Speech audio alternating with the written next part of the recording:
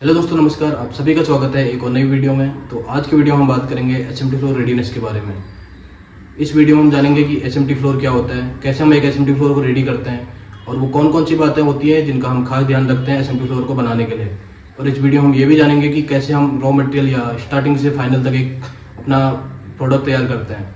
ये वीडियो उन लोगों के लिए बहुत यूजफुल होने वाला है जो अभी इलेक्ट्रॉनिक से डिप्लोमा या बीटेक कर रहे हैं या एसएमटी फील्ड में अपना करियर बनाना चाहते हैं। तो वीडियो को एंड तक जरूर देखें। चलिए शुरू करते हैं। What is HMT floor?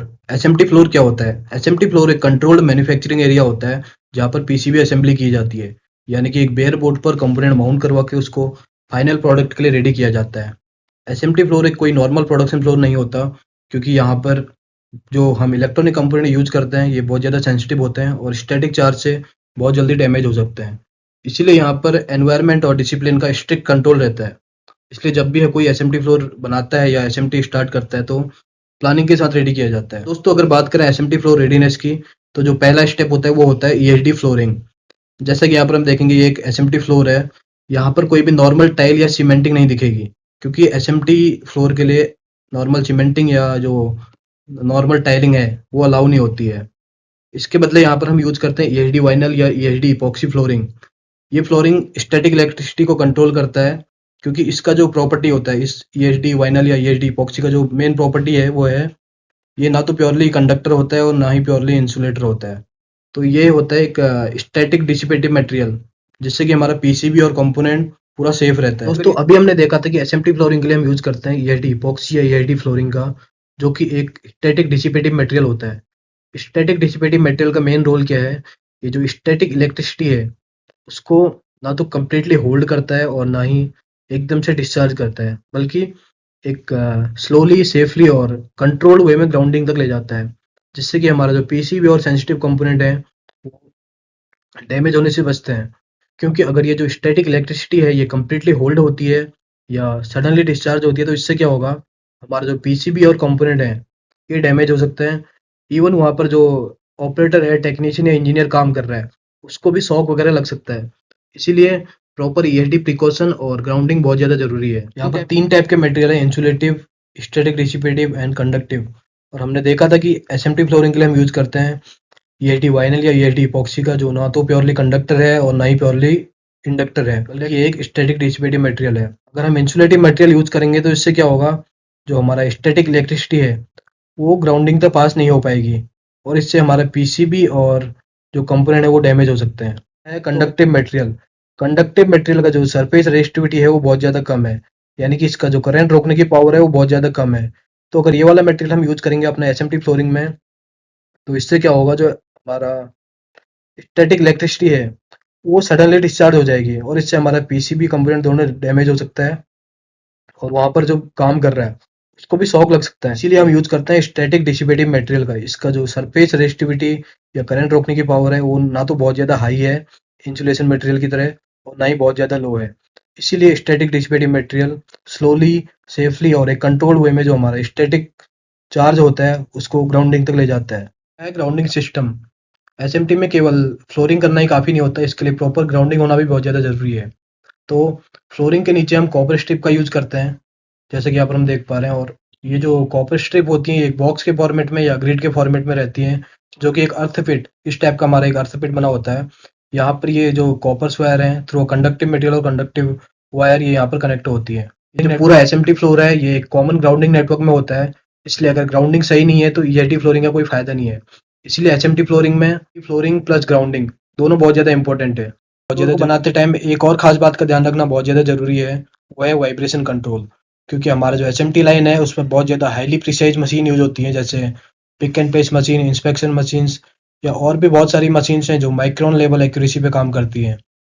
अगर हमारा फ्लोर में वाइब्रेशन होगा तो ये जो सारी मशीनों का रिजल्ट है, चाहे वो प्लेसमेंट रिजल्ट हो, इंस्पेक्शन रिजल्ट हो, तो वो सब पर इफेक्ट पड़ेगा। इसलिए जब फ्लोर को बनाया जाता है तो फ्लोर की थिकनेस या फ्लोर की फाउंडेशन और उसके नियर बाई कोई वाइब्रेशन सोर्सेज तो नहीं है, ये सब अच्छे से चेक किया जाता है।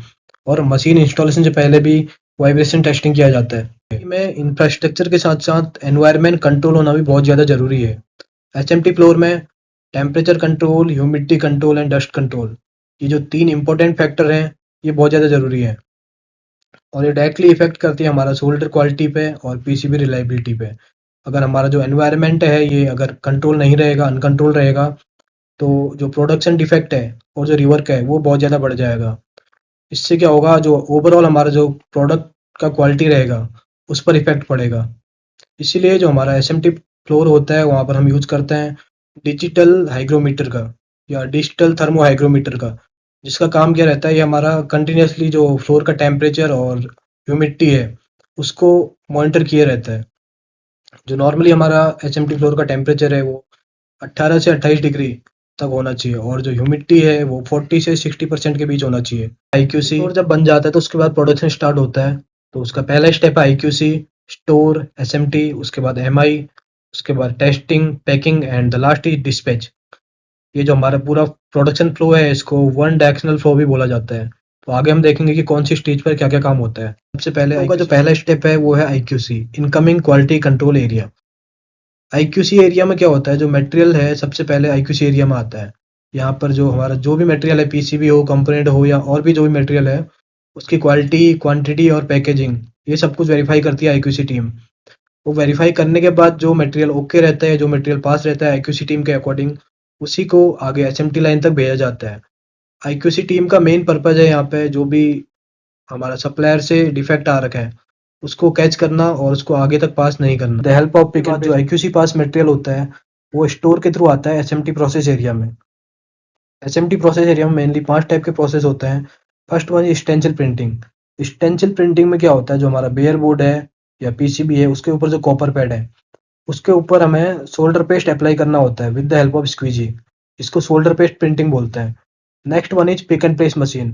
पिक एंड प्लेस मशीन में क्या होता है, जो हमारा सोल्डर पेस्ट प्रिंटेड बोर्ड है उसके ऊपर एज पर द सर्किट हम कंपोनेंट माउंट करवाते हैं। वो चाहे आईसी हो, डायोड हो, रजिस्टर, कैपेसिटर, जो भी कंपोनेंट है उसको हम with the help of pick and place machine यहाँ पे माउंट करवाते हैं। उसके बाद जो नेक्स्ट स्टेप है वो है रिफ्लो ओवन।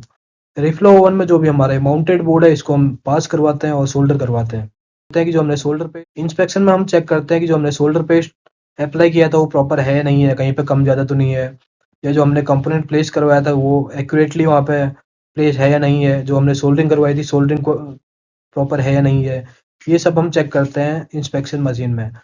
इंस्पेक्शन मशीन में अगर हमें मिलता है कि कोई प्रॉब्लम है या कोई डिफेक्ट है तो उसके बाद हम उसको रिवर्क एरिया में भेजते हैं।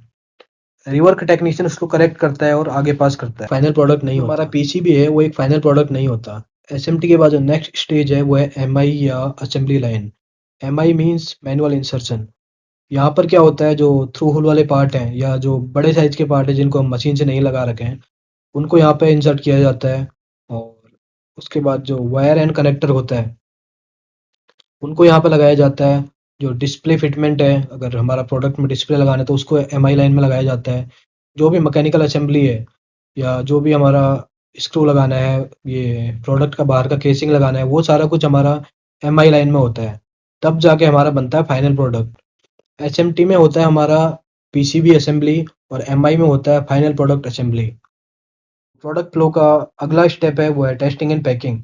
यहाँ पर हम क्या करते हैं, जो हमारा फाइनल प्रोडक्ट है उसका electrical test, functional test and circuit test, ये सारे टेस्ट करते हैं। और जब हमारा प्रोडक्ट टेस्टिंग में पास हो जाता है उसके बाद जो क्वालिटी टीम है वो पूरे प्रोडक्ट का एक फाइनल इंस्पेक्शन करती है और इंस्पेक्शन के बाद हमारा जो प्रोडक्ट है वो पैक होता है। पैक होने के बाद डिस्पैच के लिए रेडी हो जाता है।